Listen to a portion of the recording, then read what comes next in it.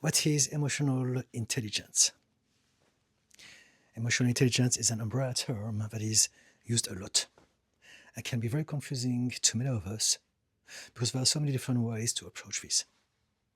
So today I'm going to give you a simple and practical introduction to it by explaining the difference between thoughts, emotions, and feelings, and why it is so important to know this for our happiness, our health, our relationships, and our human experience as a whole. And so, first thing first, thoughts. Thoughts are the language of our thinking mind. They're the pictures and the words that we use every day to narrate our human experience. Now, sometimes that language can be a narrative that doesn't involve pictures or words. For those of us who experience unsymbolized thinking, such as people with aphantasia, for instance. And next, there are emotions. Our emotions are a physical energy that we feel in our body. It is an ancient system that we're all born with, but although it is an ancient system, the way it's going to develop and express itself in our lives will depend entirely on how our upbringing environment would have affected, influenced, or even exacerbated our genetic makeup. Emotions are intense and short in nature, and they exist to give us an immediate information about this moment. So it can be an information about ourselves, an information about our environment, an information about each situation that we're going to go through all throughout our lives. And so we must experience those information. We must feel them in order for them to be fully processed. Now problems arise when we're not able to feel or express those emotions. And sadly, it is too often the case because of a society and culture that not only has only taught us about the rational mind and puts it on a pedestal and glorifies it, but also because society dismisses, diminishes, and belittles our emotional life. We're being conditioned from the younger age to live in fear and shame.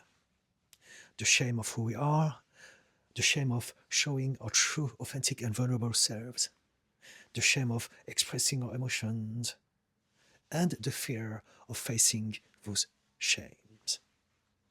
And as a result of this, we are confused and terrified with our emotions, and we're trying to think them instead of feeling and expressing them. But because emotions are to be felt and expressed, not to be thought about, when we think about them, we turn them into something else. We transform them. An emotion that goes through the filters of the thought becomes a feeling. So for instance, combined with thought, the emotion of fear may turn into the feeling of anxiety. Combined with thought, the emotion of anger may develop into the feeling of resentment. Combined with thought, the emotion of sadness may grow into the feeling of depression. And combined with thought, the emotion of disgust may metamorphose into the feeling of hatred. Feelings are different to emotions. They are still felt in the body, but they are not spontaneous. They're not happening to us. They're happening from us. They're the result of us trying to rationalize an emotion. They're much less intense than emotions, but they can last much longer. In fact, they will last for as long as we are thinking about them. And it is the very process of thinking that is holding back that emotion into a system in the shape of a feeling. So what this means is that instead of experiencing an emotion that was only ever meant to be ephemeral and temporary, it was never meant to last. Now we have hijacked that emotion, we have turned it into a feeling that is going to last in our system indefinitely. And if it is a negative and disempowering feeling, we're going to suffer from that feeling also indefinitely. And so emotions are vital to our human experience, whereas feelings are optional. Now, here's how things get complicated. Emotions can be feelings too, and feelings can also create more emotions and thoughts of the same nature that will in turn also generate more feelings of the same nature again. And so in other words, one negative thought, one negative feeling can really escalate, take over, get out of control, and ruin our whole day or even our whole life. This is why it is so important to know the difference between thoughts, emotions, and feelings.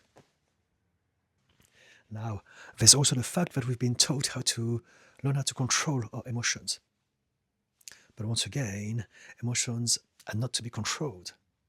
They are to be understood. They are to be felt and experienced. And so what happens is that when we're trying to control our emotions, since we cannot do this, all that we end up doing is to repress them. And now that energy is trapped in our body and becomes toxic over time. More and more data are showing us the direct connection between repressed emotions and negative feelings nurtured over the course of a lifetime and serious illnesses at a later stage in our lives, such as cancer, Alzheimer's, Parkinson's, or high blood pressure that leads to strokes and heart disease, for instance. And so conclusion, thoughts are to be thought, and we can learn the skill of choosing better thoughts. Whereas emotions are happenings, and there's nothing we can do about it. We don't choose them because they are our subconscious program. And so when they arise, we must feel them, we must experience them, because if we repress them, we're going to suffer from this. We're going to create problems and complications over time. Now, of course, if we suffer from emotional dysregulation, if we have unresolved trauma and limiting belief, we can work on those things. We can upgrade our system. The work, however, has to be done before or after the event that is triggering us. In the moment, there's nothing we can do about it but experiencing it. And we must also accept that this is who we are at this point in time until we have upgraded ourselves. There's one thing that we can do, however, and it is also a skill that we must learn and develop. We can choose the next feeling by choosing a better thought. And here is an example. If my husband tells me something that makes me angry, I will react to him. I will get angry. I will feel the anger. But because I've worked on myself for a long time now, I know how to handle emotions. I know how to handle anger. And so what I'm going to do, I'm going to feel the emotion of anger instead of thinking about it. I will literally visualize the energy of anger passing through my body, going in and out of it, knowing that it's only temporary, it's only ephemeral, it's only a moment. And the next moment, once I'm able to have a thought, I will choose a better thought. And so my older self would have thought, what's wrong with him? He's trying to hurt my feelings. He's a bad person. I hate him. He's just as bad as everyone else, and I must retaliate, or something like that. And if I do that, I would have created the feeling of rage, resentment, revenge. But now I know better. And so instead of this, I'm choosing a better thought. I'm going to challenge my old thought. I'm going to ask myself, is it true that my husband is a horrible person and that I must destroy him? Of course not. I now know that he has autism. He can be clumsy at times. This is the way he communicates. It's not his fault. He doesn't mean it. And so, because I'm choosing that thought, I'm now able to see him under a better light. I can see him for who he is. He's a beautiful human being. He cares about me. I care about him. He's good to me, and we're happy together. And just like that, I've created a better feeling. The feeling of compassion, forgiveness, connection, love, and happiness. And so, that's it for today. I hope that you enjoyed this. Do try this at home and let me know in the comment section how it went for you. And also, let me remind you that you are all invited to my YouTube live streams every Wednesdays and every Fridays from 6 to 8 p.m. UK time. And I'm happy to answer any of your questions there and then.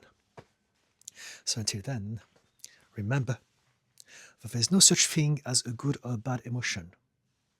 There is, however, such thing as a good or bad thought, and a good or bad feeling. And knowing the difference is where self-awareness starts. Thank you for watching until the end, and bye-bye for now.